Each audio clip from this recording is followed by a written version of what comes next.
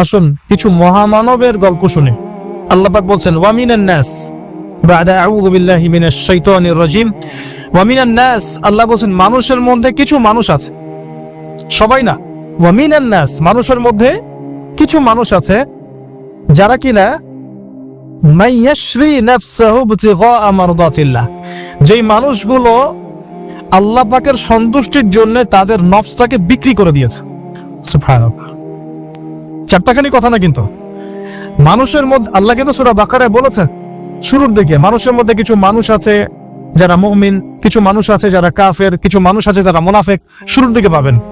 এখানে আল্লাহ পাক বলছেন মানুষের মধ্যে কিছু মানুষ আছে যারা তাদের নফসটাকে আল্লাহর সন্তুষ্টির জন্য বিক্রি করে দিয়েছে। সুবহানাল্লাহ, মানে তাদের জীবনের মূল থিমটাই হচ্ছে আল্লাহ পাকের সন্তুষ্টি অর্জন করা। কোনো কিছুকেই তারা আল্লাহর সন্তুষ্টির উপর প্রাধান্য দিবে না। যদি কোটি টাকার অফার আসে হারাম, সে রিজেক্ট করবে, আল্লাহ নারাজ হবে।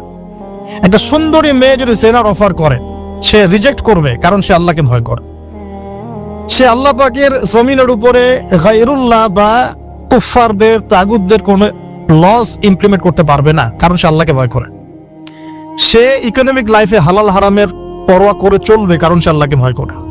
সে তার পরিবারে পর্দা এস্টাবলিশ করবে, বিকজ সে আল্লাহকে ভয় করে। মানে মাইয়াশরি নাফসাহু বিতিগা মারদাতিল্লাহ, আল্লাহ পাকের সন্তুষ্টির জন্য নিজের নফসটাকে, জান মাল সবকিছুকে বিলিয়ে দিয়েছে।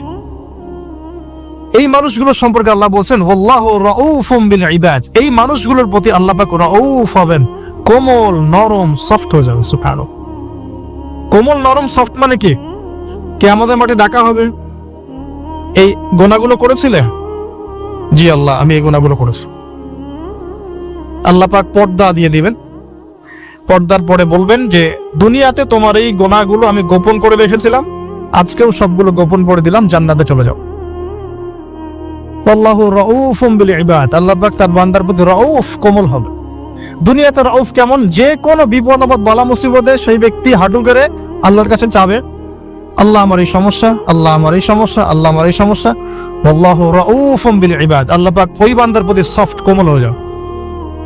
এগুলোর অনেক প্রমাণ আমি আমার জীবনও পেয়েছি, এগুলো আমি পাবলিকলি বলতে পারবো না, আর আপনি ব্যাখ্যা করতে পারবেন। আর এমন কিছু বিষয় আছে যেগুলো আসলে মানুষকে বলেও বোঝানো যায় না।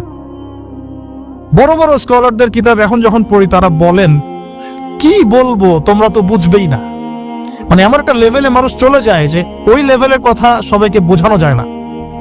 কিভাবে বলবো, কিভাবে ব্যাখ্যা করব, কোন আবেগ নিয়ে আসবো, কোন সত্য নিয়ে আসবো, আমি আপনাকে বোঝাতে পারবো না, এরকম একটা অবস্থান থাকে।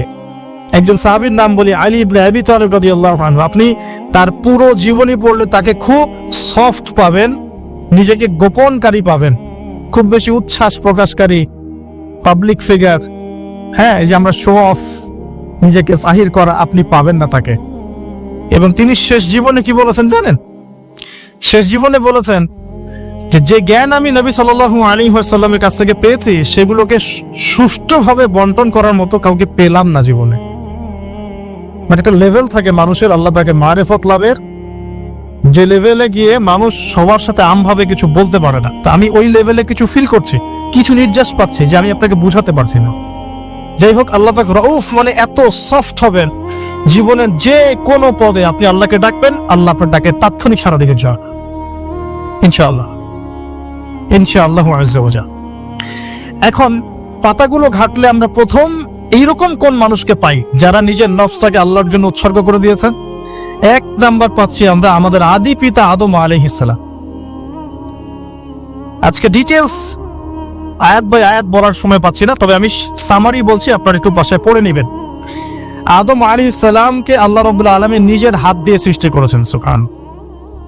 এখন আল্লাহ পাকের হাত কি, কেমন, কিভাবে ব্যাখ্যা করতে পারবো না, এবং এই ব্যাখ্যা করা আমাদের জন্য জরুরি নয়। আল্লাহ পাক যা বলেছেন বাস, কোনো কিছুর সাথে সাদৃশ্যপূর্ণ নয়, কোনো কিছুর এক্সাম্পল তার সাথে শোভনীয় হবে না। জাস্ট আল্লাহ পাক বলেছেন খালাকতু বিয়াদাই, আমি আদমকে সৃষ্টি করেছি আমার দুই হাত দিয়ে, বাস, এই পর্যন্ত, ফুল স্টপ। এগুলো হচ্ছে কোরআন সুন্নাহর কিছু মূলনীতি। আল্লাহ পাক বলেছেন আর রহমান আলাল আরশ ইস্তাওয়া, রহমান আরশের উপরে সমুন্নত। কোন হালতে কি অবস্থায় আছেন ব্যাখ্যা করতে পারবো না, দরকার নাই, ফুল স্টপ। আদম আলাইহিস সালামকে সব সবচেয়ে বড় আদম আলাইহিস সালাম হাওয়া আলাইহিস সালামকে সর্বপ্রথম নগ্ন করে দিয়েছে ইবলিস। তারা কিন্তু তওবা করে ফিরে এসেছে। কি সেটা? রব্বানা, আমরা বলি রব্বানা যালামনা আনফুসানা ওয়া ইল্লাম তাগফির লানা ওয়া তারহামনা লানাকুনান্না মিনাল খাসিরিন। যখনই আমাদের পিতামাতা বুঝতে পারলেন যে তারা একটা ভুল করে ফেলেছেন, তখন তারা তওবা করে ইউটার্ন করলেন আল্লাহর দিকে, যেই কাজটা ইবলিস করে নাই। এই কাজটা ইবলিস না করার কারণে সে কাফের হয়ে গেছে, চিরস্থায়ী জাহান্নামী হয়ে গেছে। আর এই তওবা করে ফিরে আসার কারণে আমাদের পিতামাতা জান্নাতি হয়ে গেছে। আল্লাহ পাক এই কারণেই তার রাসূলের মাধ্যমে জানিয়েছেন যে প্রত্যেক আদম সন্তান, কুল্লু বনি আদম খাত্তা, প্রত্যেক বনু আদম হচ্ছে পাপী। আমরা সবাই পাপী, আমরা সবাই পাপী। পাপের তো শেষ নাই আমাদের, আল্লাহ মাফ করো। ওয়া খায়রুল খাত্তাইন আত-তাওয়াব, যারা তওবা করে ফিরে আসে এরাই হচ্ছে শ্রেষ্ঠ পাপী।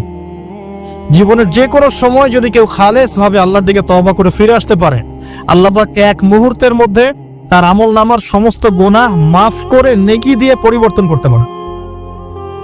এগুলো হাদিস থেকে বলছি, ডিটেইলস বলতে পারছি না আমি, কোডগুলো।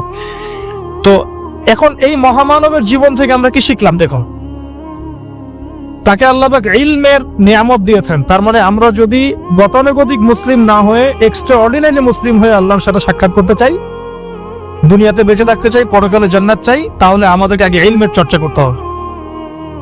এবং এই জ্ঞানের চর্চা মানে ক্লাসিক্যাল সিলেবাসে আপনাকে পড়াশোনা করতে হবে, শুধু একটা লেকচার শুনে নয়, ফেসবুক ইউটিউব দেখে তো মোটেই নয়। এখান থেকে মাঝে মাঝে কিছু নলেজ নেওয়া যায়, কিন্তু এগুলো কখনো কনস্ট্রাকটিভ নলেজ নয়। বরেণ্য ওলামায়ে কেরাম যারা থাকবেন আপনাদের বেস্ট পসিবল ওয়েতে, তাদের কাছে গিয়ে পরামর্শ করে বইপত্র পড়তে হবে। আদারওয়াইজ আপনার মেমোরি এবং জ্ঞানটা বিক্ষিপ্ত হয়ে যাবে। এখনকার ইয়াং জেনারেশনের অন্যতম সেরা প্রবলেম হচ্ছে তাদের মস্তিষ্ক বিক্ষিপ্ত। তাদের মস্তিষ্কে কনস্ট্রাকটিভ কোনো সিলেবাসের পড়াশোনা নাই। আজকে এই বই, কালকে ওই বই, কালকে আদনান ভাইয়ের লেকচার, পরশুদিন আজহারি ভাইয়ের লেকচার, তারপরের দিন আরেক ভাই, তারপর আরেক ভাই। আবার সমাজে তো এক একজন এক এক কথাও বলছে, তখন তার মাথাটা পুরো পাজলড, হ্যাঁ, ম্যাসাকার। এই মাসালা এটা বলছেন, ওই মাসালা ওইটা, তার ওইটা কি হবে, ওইটা কি হবে। সলিউশন হচ্ছে ক্লাসিক্যাল ইসলামিক সিলেবাস পড়াশোনা করতে হবে। আমি খুব শর্ট করে গেলে সাবজেক্টগুলো বলে দিই আপনাদের। 1 নম্বর, ফার্স্ট অফ অল কোরআনুল কারীম। কোরআনুল কারীমের মধ্যে থাকবে authentic recitation, translation, Quranic grammar এবং অ্যারাবিক ল্যাঙ্গুয়েজ, 4টা বিষয়। তারপর থাকবে হাদিস নবী সাল্লাল্লাহু আলাইহি ওয়াসাল্লাম। হাদিসের মধ্যে সহজ হাদিসের কিতাবগুলো পড়তে হবে। ফর এক্সাম্পল মিশকাতুল মাসাবিহ, রিয়াদুস সালিহিন, বুলুগুল মারাম, আপনার ফায়জুল কালাম, হাদিসে আরবাইন, এরকম কিতাবগুলো আগে। তারপরে আস্তে আস্তে আস্তে আপনি কঠিন কিতাবের দিকে যাবেন। তবে এগুলো ওস্তাদ ছাড়া হয় না। এরপর দরকার হচ্ছে সিরাত, নবী সাল্লাল্লাহু আলাইহি ওয়াসাল্লামের পবিত্র জীবনী। এই জীবনী যার জানা নাই, সে তার জীবনটাকে রাসূলের সিরাতের আলোকে মেলাতে পারবে না। এবং দ্বীন ইসলাম নিয়ে কিছু করতে চাইলে রাসূলের সিরাতের সুন্নাহ মাফিক করতে পারবে না। এরপর দরকার ইকোনমিক্সের জ্ঞান, ইসলামিক ইকোনমিক্স অবশ্যই। তারপরে দরকার হচ্ছে ইসলামিক ইতিহাসের জ্ঞান, ফিকহের জ্ঞান, আকীদার জ্ঞান, উসুলের জ্ঞান। এভাবে একটা কনস্ট্রাকটিভ সিলেবাস দাঁড়ায়। তারপরে গিয়ে একজন মানুষের জ্ঞানটা পাকাপোক্ত হবে। সময় লাগুক না, 10 বছর, 15 বছর, 20 বছর। আমরা দোয়া করি আল্লাহর কাছে, আল্লাহ পাক আগামী পুরো 20 বছর আমাদেরকে পড়াশোনা করার তৌফিক দান। পড়তে থাকবো। আমাদের বেশি কথা বলার দরকার নেই, পড়তে থাকবো, জানতে থাকবো।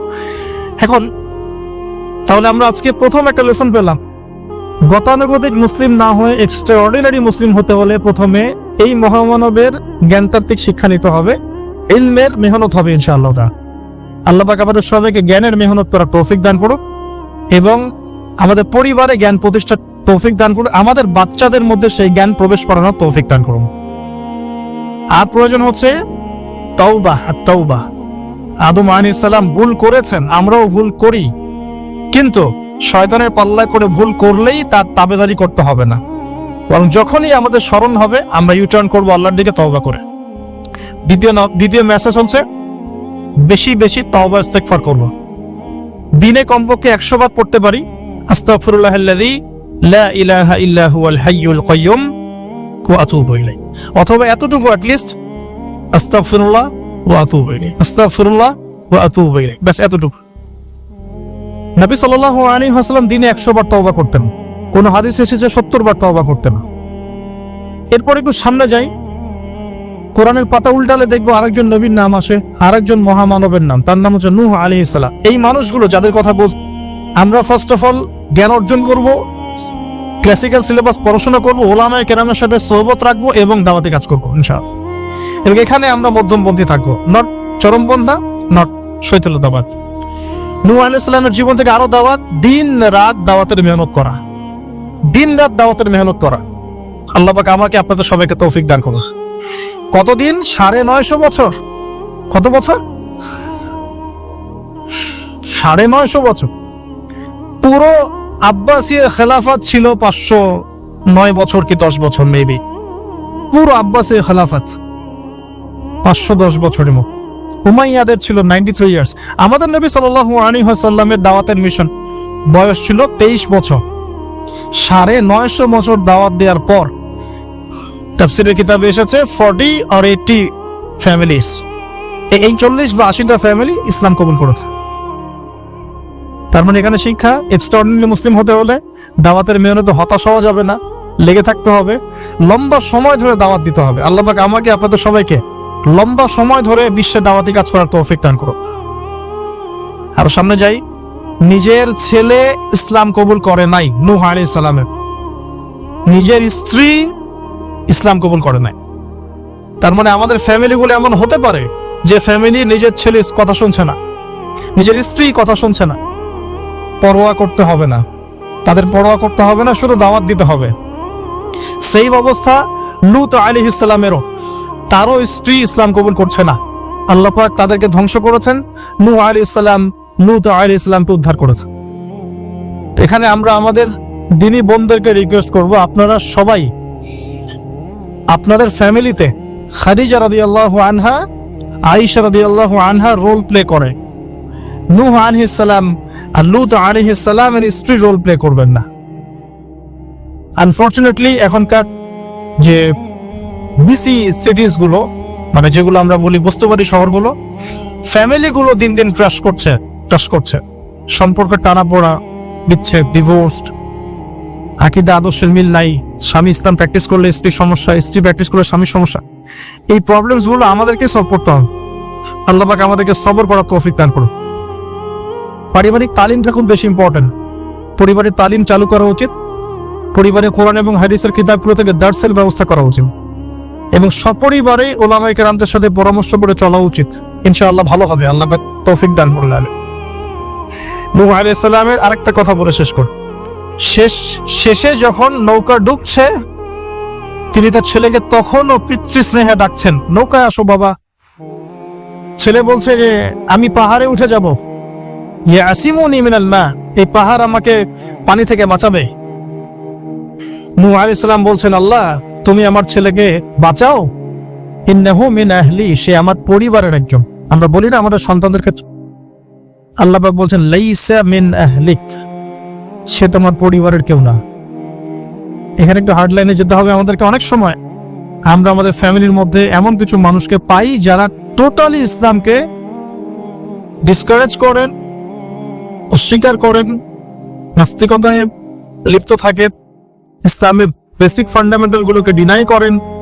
এই ব্যাপারে কঠোর হওয়া উচিত। আল্লাহ পাক আমাদেরকে বোঝার তৌফিক দান করুন। পাতা উল্টালে এরপর একজন নবীর নাম আসে না, আসে একজন নেতার নাম। মুসা আলাইহিস সালামকে আল্লাহ পাক একটা বিজয় অভিযান দিয়েছিলেন বাইতুল মাকদাস, অনেকে বলেন মাকদিস। তো এই জায়গায় বিজয় অভিযানে পাঠানো হচ্ছে মুসা আলাইহিস সালামকে, কিন্তু তিনি তার কওমের জন্য একজন নেতা নির্বাচন করছেন। তার কওম বলছে আমাদেরকে একজন নেতা দিন যার আন্ডারে থেকে আমরা আমালেকা সম্প্রদায়ের বিরুদ্ধে যুদ্ধ করব। এখন মুসা আলাইহিস সালাম বলছেন আল্লাহ পাক যদি কোনো নেতা দেন, তোমরা যদি আবার পালানো শুরু করো। কারণ বনু ইসরাইল সম্পর্কে তার খুব মারাত্মক কিছু অভিজ্ঞতা আছে। ফেরাউনের কবল থেকে মুক্তি পাওয়ার পরে বাছুর পূজা শুরু করেছে, তোমরা তো এই আদেশ আসলে পিছনে পালানো শুরু করবা। তারা বলল না, আমরা পালাবো না, আমরা অবশ্যই সামনে অগ্রসর হব। কেন পালাবো? আমাদের জান মাল দিয়ে আমরা প্রয়োজনে ফাইট করব, এবং আমরা আমাদের স্ত্রী সন্তানদেরকে রক্ষা করব। আমাদের বাড়িঘর তারা লুটপাট করছে, আমরা ওদেরকে প্রতিহত করব। অনেক কথা বলেছে, সূরা বাকারাতেই পাবেন আপনি সব। তো আল্লাহ রাব্বুল আলামিন একজন ব্যক্তিকে সেখানে নেতৃত্ব দিলেন, তার নাম তালুত। কি নাম ভাইয়া? তালুত। এবং তালুতের আন্ডারে থেকে 10 জন স্কলার বা আলেমদেরকে নিয়ে অনলাইনে ইনশাআল্লাহ আমরা একটা মাদ্রাসা খুলবো ইনশাআল্লাহ। আলহামদুলিল্লাহ, এটা অফলাইন না, অনলাইন মাদ্রাসা। অনলাইন আমি নাম দিয়েছি তাহা জিন্নুরাইন ইসলামিক অনলাইন মাদ্রাসা। আমি দোয়া করি আল্লাহর কাছে, আল্লাহ পাক যেন এই মাদ্রাসাকে কবুল করেন। এর ওসিলা করে আল্লাহ পাক লক্ষ লক্ষ কোটি কোটি যুবককে দ্বীনের জ্ঞান শেখার তৌফিক দান, যুবতীদেরকে দান করেন, আমাদের ছোট ছোট সোনামণিদেরকে দান করেন। যারা অফলাইনে দিন শিখতে পারছে না, আল্লাহ যেন অনলাইনে শেখার তৌফিক দান করেন। তো এখানে বেশ কয়েকটা লেভেলে বেশ কয়েকটা কোর্স লঞ্চ করা হবে ইনশাআল্লাহ। এবং বাচ্চাদের জন্য বুনিয়াদি নুরানি কোর্স।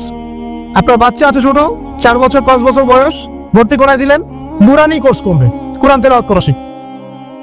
এরপরে হিফজ, একটা হিফজের কোর্স, আপনি অনলাইনেই হিফজ করবেন। যাদের বয়স 10 বছর হয়ে গেছে, 12 বছর 15 বছর, অনলাইনে হিফজ করবেন। আপনি চলে, আপনার বয়স যদি 30-40 হয় আপনিও করতে পারবেন, তো আপনার ব্যাচটা আলাদা হবে। এরপরে হচ্ছে আমাদের জেনারেল ভাইদের জন্য, জেনারেল শিক্ষিত দিনী ভাইদের জন্য ইসলামিক ডিপ্লোমা কোর্স। এটা কেমন? এখানে 4-5টা লেভেল থাকবে।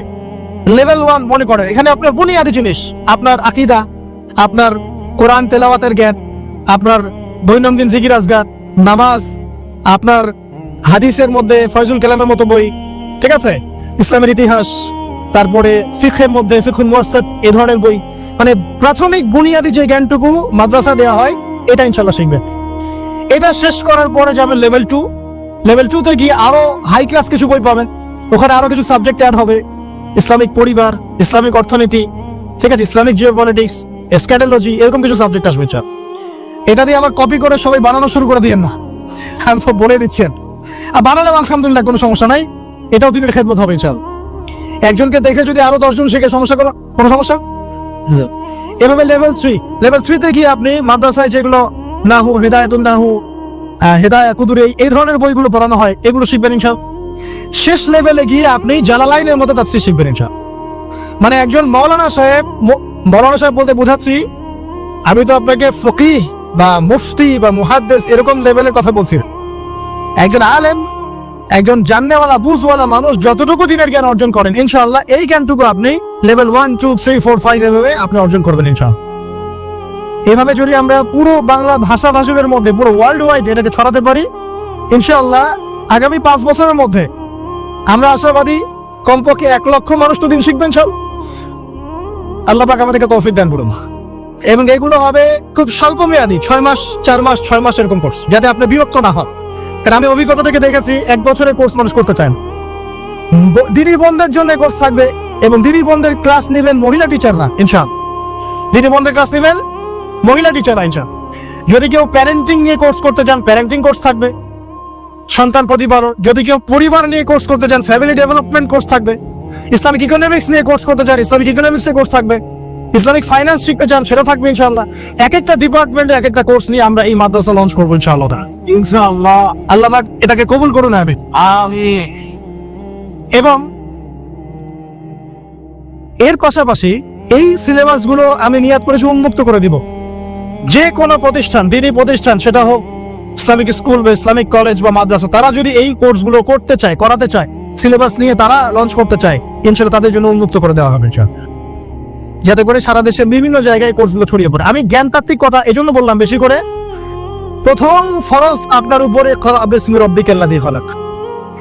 এখন চিন্তা করেন, হেরা গুহায় নবী সাল্লাল্লাহু আলাইহি ওয়াসাল্লাম বসে আছেন, জিবরাইল আলাইহিস সালাম এসে তার সামনে প্রথম যে আয়াতটা ওহী করলেন, সেই আয়াতটা নামাজের আয়াত ছিল না, সে একটা যাকাতের আয়াত ছিল না, সেই আয়াতটা রোজা রাখো আয়াত ছিল না, এমনকি মূর্তি পূজা করো না এমনও ছিল। কি ছিল ভাই? ইকরা, আপনি পড়ুন, আপনি পড়ুন, হে নবী আপনি পড়ুন। নবীজি কিন্তু পড়তে জানতেন না, আপনারা জানেন কি? জি, নবী সাল্লাল্লাহু আলাইহি ওয়াসাল্লাম কিন্তু লিখতে পড়তে জানতেন না। আল্লাহ পাক এমন একজন মানুষকে সুবহানাল্লাহ শেষ নবী করেছেন, যিনি লিখতে জানতেন না, পড়তে জানতেন, যাতে কাফেররা এই অপবাদ দিতে না পারে তুমি আগের কিতাবগুলো থেকে দেখে দেখে লিখে নিয়ে আসছো। সুবহানাল্লাহ, আল্লাহু আকবার। তো নবী সাল্লাল্লাহু আলাইহি ওয়াসাল্লাম বলেন, মা নবী করি, আমি তো পড়তে জানি না। তিনি কি বলছেন? সহিহ বুখারী খুলে দেখেন, দ্বিতীয় হাদিসটা, মা নাবি করি, আমি তো পড়তে জানি না। তারপরেও জিবরাইল আলাইহিস সালাম বলেন ইকরা, আপনি পড়ুন বিসমি রাব্বিকাল্লাযী খালাক, আপনার রবের নামে যিনি আপনাকে সৃষ্টি করেছেন। সুবহানাল্লাহ। সর্বপ্রথম এই জ্ঞানতাত্ত্বিক বিপ্লব হয়েছে মক্কার মাটিতে, তখনই আবু বকর, ওমর, ওসমান, আলীর মতো সাহাবী তৈরি হয়েছে। জ্ঞান ছাড়া শুধু বড় বড় কথা দিয়ে আর জ্ঞানহীন আমল দিয়েও কোনো কাজ নাই। জ্ঞানহীন আমল দিয়ে কিন্তু খুব একটা কাজ হয়নি। আপনি হয়তো মনে করছেন যে আমি ইমাম সাহেবকে জিজ্ঞাসা করে নেবো, ব্যস্ত হয়ে গেল। কিন্তু জ্ঞান অর্জন করে আমল করার যে স্বাদ আর জ্ঞানহীন আমলের স্বাদ কখনো এক না। শুধু একটা হাদিস শুনে যান যে মেসওয়াক মেসওয়াক মেসওয়াক করি আমরা, যে দাঁত ব্রাশ করি, মেসওয়াক করি, যে ব্যক্তি মেসওয়াক করে এটা আল্লাহর কাছে অনেক বেশি পছন্দের। আল্লাহ পাক ভালোবাসেন মেসওয়াক করনেওয়ালাকে। এটা যখন আপনি জানলেন, এরপর যখন আপনি ব্রাশ করতে যাবেন, মেসওয়াক করতে যাবেন, আমলের স্বাদ পাবেন, হবেন না? অজু করলে গোনাগুলো ঝরে যায়, কারণ আপনি জানলেন যে অজু করলাম, আমার অঙ্গ দিয়ে গোনা ঝরে যাচ্ছে, এটা ফিল করে অজু করলে স্বাদ পাবেন। নামাজে দাঁড়িয়েছেন, নামাজে প্রত্যেকটা শব্দ যদি আস্তে আস্তে পড়েন, ধীরে ধীরে অর্থগুলো বোঝার চেষ্টা করেন, নামাজের স্বাদ পাবেন। শুধু হাতটা তুলে শেষ রাতে আল্লাহকে বললেন যে আল্লাহুম্মা আতিনা ফিদ দুনিয়া হাসানা ওয়া ফিল আখিরাতি হাসানা ওয়া কিনা আযাবান নার। আল্লাহ, আমাদেরকে দুনিয়াতে আপনি কল্যাণ দেন এবং পরকালেও কল্যাণ দেন। আল্লাহ আমাদেরকে জাহান্নামের আগুন থেকে বাঁচান। এই যে ফিলিংস, এটা আপনি না বুঝে পড়লে পাবেন। না বুঝে পড়লে একটা চর্চা হয়, প্র্যাকটিস হয়, কিন্তু রুহানিয়াত আসে না। তো প্রিয় দিনী ভাইরা, এই জন্য শিক্ষা, জ্ঞান, দিনী ইলম অর্জন সবার আগে। আল্লাহ পাক আমাদের সবাইকে দিনী ইলম অর্জনের তৌফিক দান করুন। অনলাইন মাদ্রাসা খুললে ভর্তি হবেন তো ইনশাআল্লাহ? আচ্ছা, আরো বড় বড় চমক আসবে ইনশাআল্লাহ। এমন কিছু স্কলারের চেহারাও ইনশাআল্লাহ দেখবেন, যাদের ওয়াজ শোনার জন্য আপনি লক্ষ টাকা দিয়ে ভাড়া করে হেলিকপ্টারে নিয়ে আসেন। ইনশাআল্লাহ ইনশাআল্লাহ। আল্লাহ পাক আমাদের দিনী খেদমতগুলো কবুল করুন। আমি 1 নাম্বার আলোচনা শেষ। 2 নাম্বার আলোচনা করলে একদিন শেষ হয়ে যাবে রাত। শিখলাম কি? দিনী ইলম অর্জন করতেই হবে, এটা নফল মুস্তাহাব কিছু নয়। এটা কি? যেভাবে পারেন সেভাবে করবেন। রাজি আছেন ইনশাআল্লাহ? নিয়াত করতে পারি যে আগামী 1 বছরের মধ্যে, 1 বছর সময় দিলাম, আগামী 1 বছরের মধ্যে আমরা কোরআন বিশুদ্ধ করে তেলাওয়াত করা শিখবো ইনশাআল্লাহ। শুধু তাই না, যারা কোরআন তেলাওয়াত করতে জানি, 1 বছরের মধ্যে কোরআনের শুরু থেকে শেষ পর্যন্ত, আলিফ লাম মিম থেকে মিনাল জিন্নাতি ওয়ান নাস পর্যন্ত অন্তত একবার পুরো খতম দেব ইনশাআল্লাহ।